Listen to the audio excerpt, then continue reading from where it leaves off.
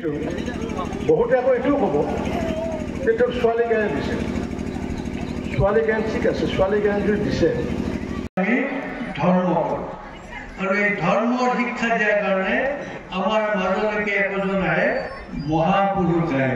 মই ধৰ্ম হিচাপে আছো আৰু এই মহাপুৰুষসকলে আমাক শিক্ষক হিচাপে এনেকুৱা শিক্ষকক আমি শিক্ষক বুলি নকওঁ। যিজন শিক্ষকে তুমি পৰীক্ষাত বহা, তোমাৰ যদি একো মনত নাই মই কৈ দিম দিয়াটো। মহাপুৰুষ হৰিদেৱৰ আজি যি উত্তৰ পূব ভাৰত হৰিদেৱ সংঘ আৰু এই উত্তৰ পূব ভাৰত হৰিদেৱ সংঘই মহাপুৰুষজনাৰ বিভিন্ন ধৰ্মমত বিভিন্ন ধৰণৰ আদৰ্শ সমাজৰ মাজত প্ৰচাৰ কৰি আহিছে আৰু সেই উদ্দেশ্যে লৈ আমাৰ এই বজালীৰ পবিত্ৰ ভূমিত আৰু বিশেষকৈ পবিত্ৰ ভোগেশ্বৰী থানত তেওঁলোকে যি 48 সংখ্যক যি দ্বিবাৰ্ষিক অধিৱেশন আয়োজন কৰিছে, এই অধিৱেশনত মই আজি উদ্বোধক হিচাপে উপস্থিত আছিলোঁ।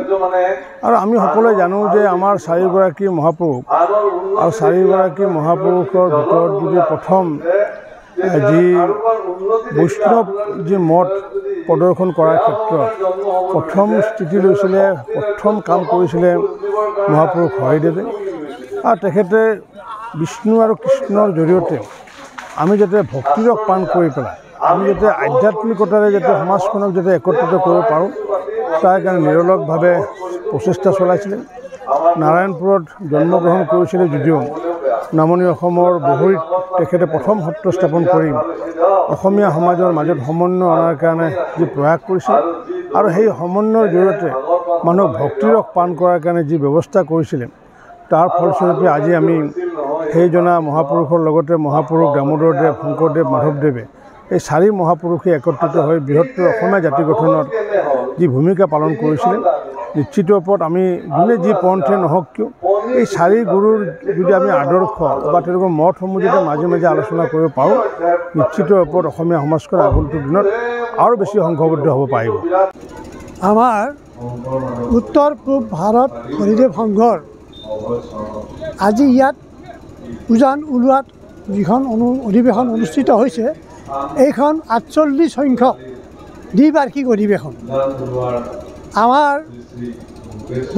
নৱবৈষ্ণৱ ধৰ্মৰ প্ৰথমজন গুৰু মহাপুৰুষ শ্ৰী শ্ৰী হৰিদেৱৰ স্মৃতি, তেখেতৰ জীৱন দৰ্শন প্ৰচাৰ আৰু প্ৰসাৰ কৰাৰ কাৰণেই 1975 চনতেই আমাৰ সমগ্ৰ উত্তৰ পূব ভাৰত মানে গোটেই আগুৰি এই মঞ্চখন তৈয়াৰ কৰা হৈছিল।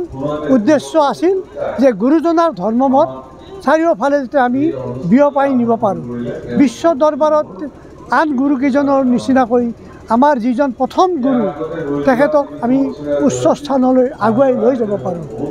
আমাৰ উদ্দেশ্য আছিল যে আমাৰ যিখন সত্ৰ আছে, ইফালে কোচবিহাৰৰ মধুপুৰৰ পৰা অৰুণাচলৰ লিকাবালি পৰ্যন্ত আমাৰ সত্ৰ আছে আৰু এই সত্ৰসমূহত থকা যিমান আমাৰ শিষ্য আছে হৰিদেৱ গুৰু, এই সমূহ শিষ্যকে আমি একত্ৰিত কৰি গুৰুদেৱৰ যি মতাদৰ্শন, যি জীৱন দৰ্শন, এই জীৱন দৰ্শন আৰু বৈষ্ণৱ ধৰ্মৰ যি মূল মন্ত্ৰ, যাৰ দ্বাৰা মানুহে জীৱনত মানে মুক্তি লাভ কৰিব পাৰে, জীৱন এক শান্তিৰে পৰিচালনা কৰিব পাৰে, এই মহান উদ্দেশ্য লৈ মহাপুৰুষ হৰিদেৱে গাঁৱে গাঁৱে ঘূৰি ঘূৰি নানা ঠাইত নানান ধৰণৰ সত্ৰ স্থাপন কৰিছিল। আৰু এই অধিৱেশনৰ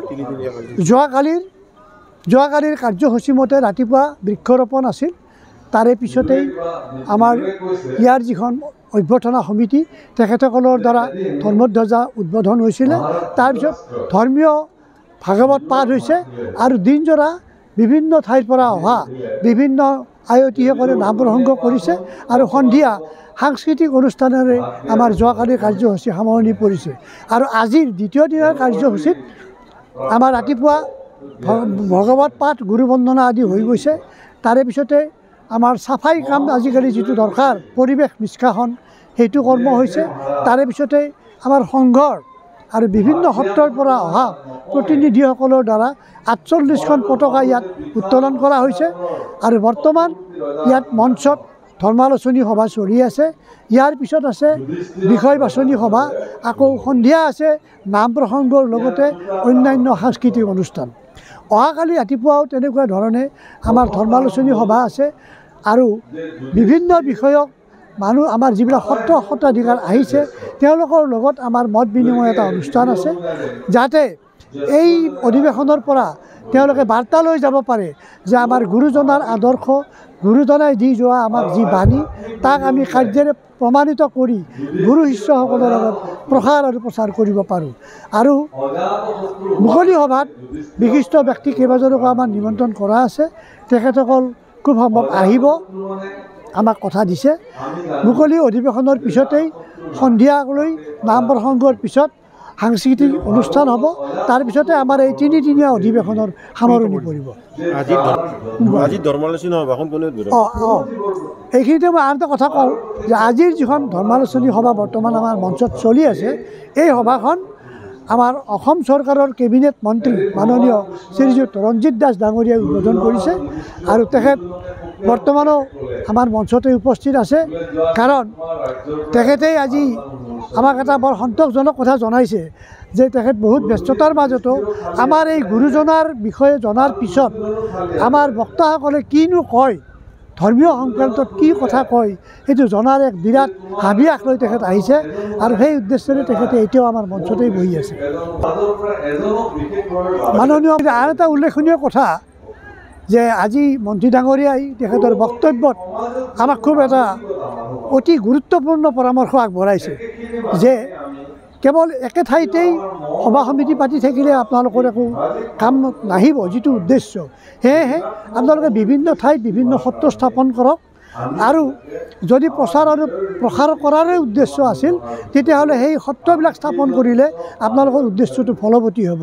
আৰু এই বিষয়ত তেখেতে অতি আগ্ৰহেৰে কৈছে যে আপোনালোকৰ মই যিখিনি পাৰোঁ মই মোৰ ফালৰ পৰা সহায় সহযোগিতা আগবঢ়াম। তেখেতক আমাৰ সমিতিৰ ফালৰ পৰা ধন্যবাদ জ্ঞাপন কৰিছোঁ। ঘৰত আনন্দ আৰু সম্পৰ্কৰ চমক বজাই ৰাখিবলৈ জৰুৰী হৈছে সকলো আনন্দময় মুহূৰ্তত মৰমৰ উপহাৰ দিয়াটো। সেইবাবে মধুশ্ৰী জুৱেলাৰ্ছে আনিছে সকলো ৰঙীন ক্ষণৰ বাবে বিশেষ গহনা।